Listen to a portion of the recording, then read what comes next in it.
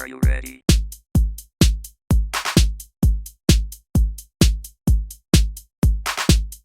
Check your reality. The comments and opinions of this program may be considered offensive. Viewer discretion is advised. Alright, moving on to Section 3. Restore election integrity in all red states. If voter trust isn't restored within months, the Republican Party is doomed. Democrats will continue to vote. Large numbers of Republican voters will stay home. They won't trust the elections and will refuse to participate. We've already seen this play out in the Georgia Senate elections. 30 states are currently led by Republican legislatures. Some are already holding inquiries into fixing deficient electoral procedures. Most will be whitewashes unless the public gets heavily involved. If the resulting recommendations don't include the elimination of electoral voting machines and heavy penalties for organized voter fraud, it's likely to be a window dressing exercise. Be alert. Patriots must work to restore voting integrity first in the red states, then in the red counties of the blue states, then after 2022, the entire nation. Get involved in this process. It is a top priority.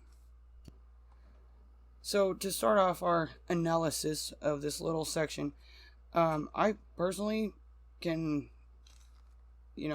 contribute to the people that have lost their faith in the voting process, because I personally have, and as someone who did vote for Trump in 2020 because I felt like I had to put my vote out there whether I trusted the system or not, I didn't vote in 2016 because, Hillary, I wasn't going to vote for her, and I hadn't done enough of my own research to know much about Donald Trump and his stance on things at that point. My life was a little hectic at the time. So I personally didn't vote, and I really had gotten to a point where I didn't feel like my vote mattered anymore, that the system had become so congealed with corruption that mine didn't count anymore, so what was the point? What about you, Bush? Well, I voted a lot. I've been around a lot. I voted for many presidents. I voted on both sides of the aisle. And the reason I did that is because I'm a constitutionalist, and I believe those that say they're going to represent the Constitution and uphold the Constitution, I want that person in office. However, lately, with the Democrat side, they don't want to uphold the Constitution. As far as elections, I will never vote Democrat again. I do not trust them.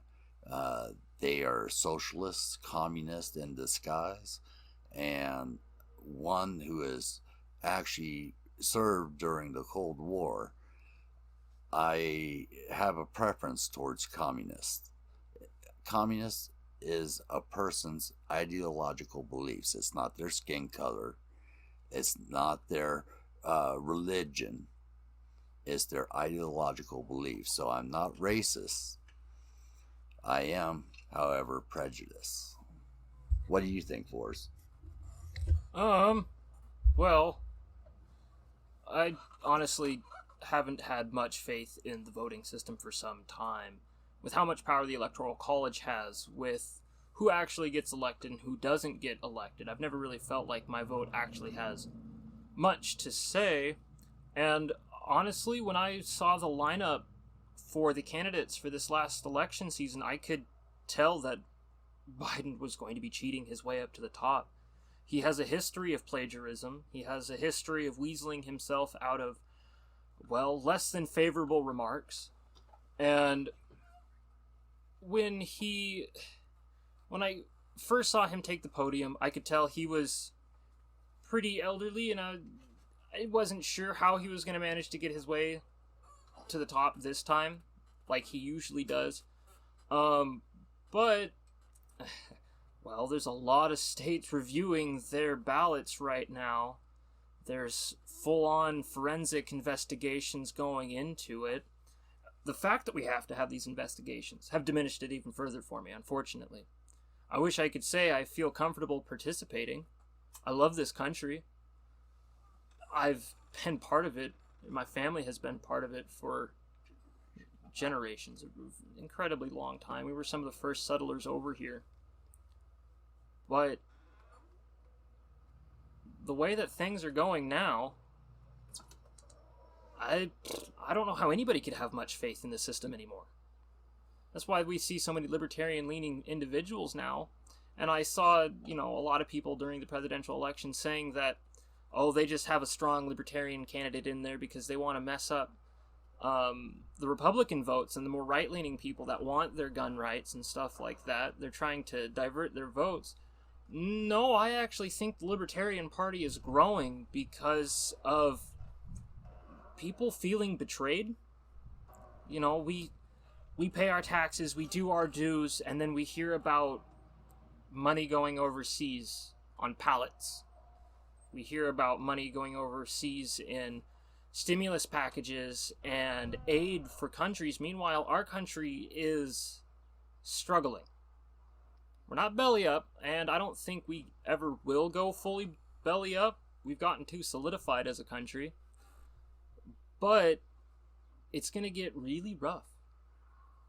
Especially if we don't get the voting system fixed and get the trust back into it. Because what's going to happen when people are sitting there demanding their word is heard and they have no way to be heard? They don't have the voting system to utilize anymore.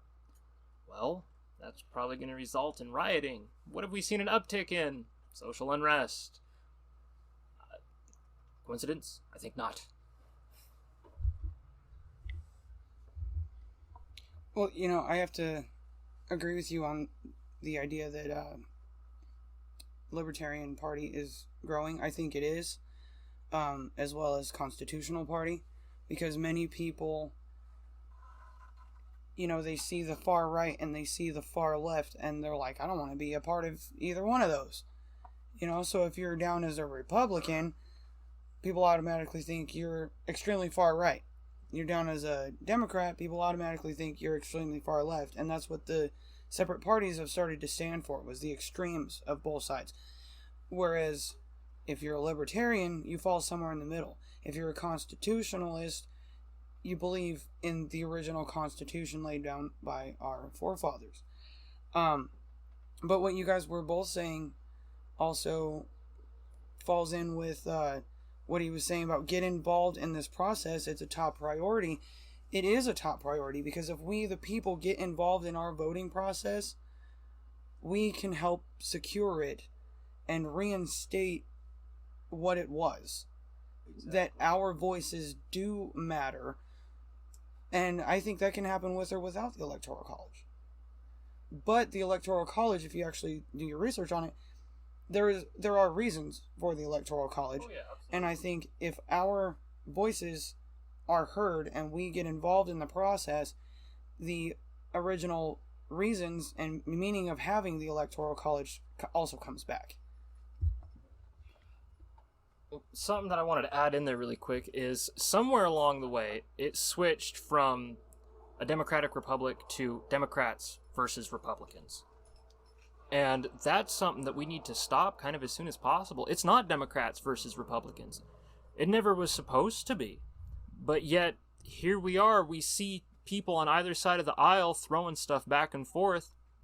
And we see this, and it's really not the best thing to be witnessing because that means that they are successfully dividing. And I'm pretty sure most people are familiar with the saying, divide and conquer.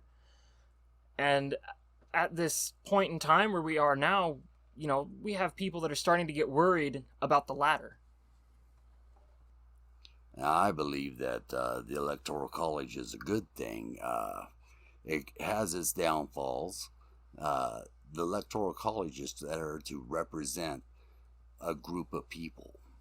However, they've perverted it to represent mass of people or a group of, say, 100,000. Well, this is great, except for when you get into the bigger cities, who have a million population, that's 10 electoral votes right there. And that's wrong.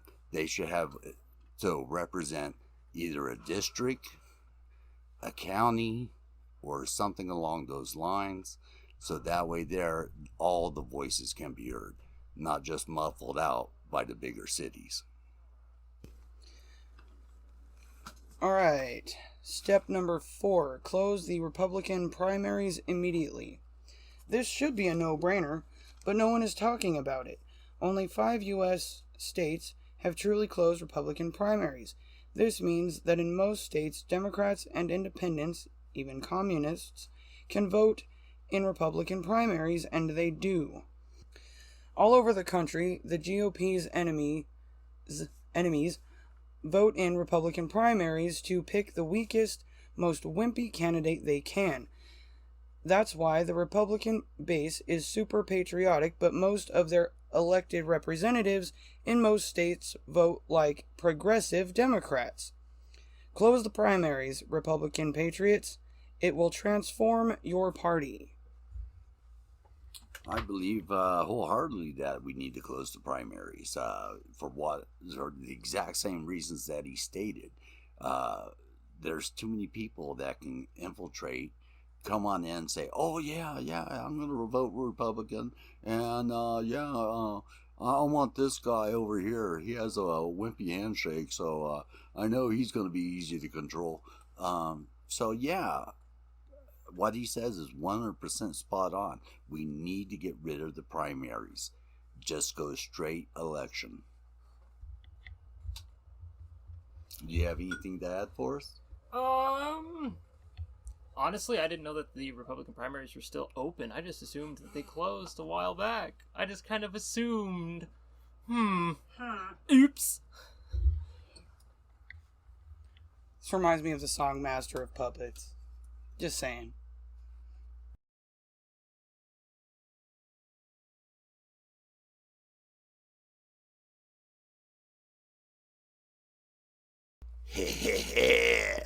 Damn it, Billy. Give me back my liquor.